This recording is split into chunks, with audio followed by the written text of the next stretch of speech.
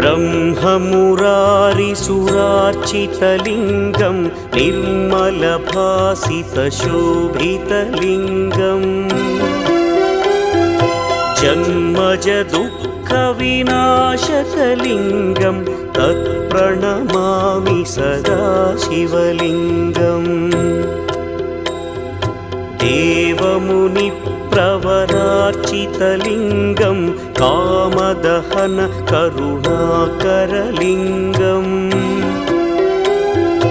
रावणदर्पविनाशकलिङ्गं तत्प्रणमामि सदा शिवलिङ्गम्